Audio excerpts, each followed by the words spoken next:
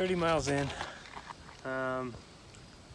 Just got done with this cool little forest tunnel trail out here southwest of Chicago somewhere, and the wheels came off really fast. This is a lot of weight. It's not very well situated. Well, it's pretty well, but it's just a lot of weight. I bought a gallon of water back in one of the suburbs, and that plus all the food I packed to try to be self-sufficient for the next week really ups the rolling resistance. In addition to the front derailleur not being super happy, so there's not good chain lines. My hamstring cramped, my right hamstring cramped super bad while I was riding, and I elected to push through it and just beat it up a little, kind of massage it as I went. That little bike trail is kind of busy and there's not a lot of spots to stop, so hear that? So pushed on through. It wound up being another 2 or 3 miles, and I was in the hurt locker. Came over, found this fence at this little parking lot at the end of the trail, and hiked myself over the bike, and my hamstring cramped again really badly. And as I went to straighten out my leg and work on it, I got total tunnel vision, sat down, leaned against the bike, fade to white, passed out. Like completely non-elective sleep, just, and that was really scary. I just like woke up and checked and was like, oh yeah, that was at 7 or 8 minutes. I was just unconscious. So lesson learned. Okay, feeling a little bit more like a human being again. Turns out my little jury rig wasn't very strong, and all that weight tugging on this severed the 2 zip ties that were here. So now we're rocking 4, which is pretty high tech, I know. See how those do. I'm starting to get the geometry dialed in, but mountain bikes are a bit aggressive, so there's a lot of pressure on the wrists right now. I'm not worried about it yet, but I'll keep you posted. Mainly just like the rolling resistance is so intense. Like I'm working even on flat, on 0% grade. I feel like I'm really working. And I know that that's partially just hauling weight, but the momentum doesn't seem to be doing as much as it ought to. So I think the back tire might have a small leak or something. We'll see. Definitely not going to go 100 miles today. I think we're 34 miles in, and my body has announced that if I want to keep my sanity, I need to find something around the 50-mile mark to throw down the bivvy and refuel. I've been pretty good about keeping up on water, but I did buy a gallon jug and fill pretty much all the water receptacles I have. So in hindsight, carry as much water as you need, no more, no less. But it's a hard thing to estimate, and honestly I kind of just wanted to trial by fire with the weight, you know, having all the water I could possibly ever really need for, 36 hours at a time, not needing to think about it was the goal. Here's what I know. The GPS device is sweet. My phone mount lasted all of about 28 miles.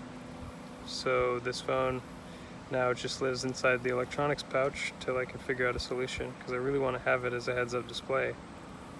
But at least I have the Garmin as a heads-up display, because I had the wherewithal and foresight to make my little bracket so it sits right here. which has been probably the smartest thing I did, in addition to getting these. So I'm listening to podcasts and music, but also this is Google Maps telemetry, and tonight I can get into the Garmin app and put navigation waypoints in that way so that the Garmin can be telling me where to go, roughly. And just consult maps, but I know general, cardinal directions I need to head in, so it's really about just sticking to the right roads and paths and not winding up in high traffic, shitty areas with no shoulder. All right, that's it for now. Over and out. We're doing it. And then he crashes. Holy fuck. This is gonna be the hardest thing I ever did. Not hardest thing I've ever did. This is gonna be the hardest thing I've done. Physically. Probably mentally too, holy shit. I was about 50% as prepared as I expected for the mileage I was gonna go today, but it is what it is. Rock and roll. And from that moment onwards, until I called for rescue in the middle of the night, things went from crummy to shitty to oh shit, to fearing for my own well-being.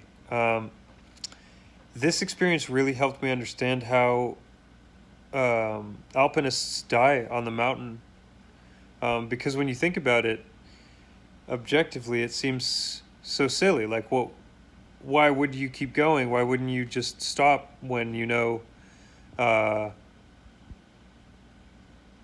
everything's awful? And the thing about it is that level of exhaustion clouds your judgment so intensely. I was having the hardest time making brain cells fire at all. And that's the scariest part. It took me a while to be able to muster the psychological energy to string together the thoughts that I needed in order to execute on what needed to happen.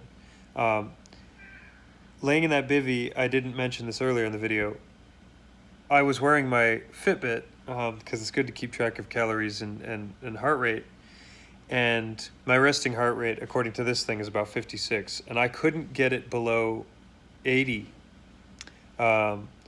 which felt really agitated. And I was sweating with chills inside of the sleeping bag and outside of the sleeping bag, shivering from being too cold. And I knew that the ambient temperature outside was like 60s, maybe low 60s.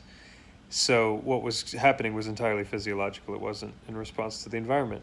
And my headache got so intense that I couldn't see. I was looking at my phone screen, texting, and was suddenly dyslexic, and I was so far gone.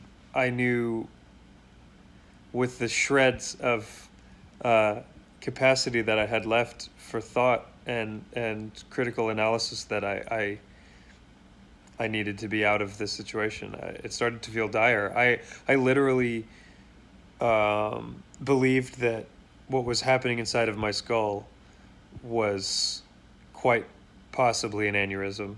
I'd never experienced a headache anything like this. I don't wish it on anybody. I can't believe someone can be in that much pain. I would choose any osteological, neurological, dermatological pain over that, what I went through last night, any day, forever. Broken bones, fine. Give me that, please. So, yeah, let this be a lesson. I wanted to be humbled, and boy howdy, I got that. Fucking talking too long. Is anyone still listening? I don't know. I wouldn't listen to me for this long. Anyway, that's what's up. Someday soon we'll try again. But spirits are high, and I'm so glad I tried. Because you don't know till you go. And I'll carry the lessons I learned in the last 24 hours for the rest of my life, 1,000%. Um, a lot of people seem really supportive of this trip, and I felt a little embarrassed, a little ashamed to kind of say I was going to do something and then bail. Not only bail, but bail so fast. Uh, it hurts the ego a little bit, and that's kind of the point here. So try things that are hard, but be prepared and understand the risks, and just make good decisions, you know, because it's none of the glory of doing any of this, or it doesn't matter how pretty a view is if you're dead, you know. So live to fight another day.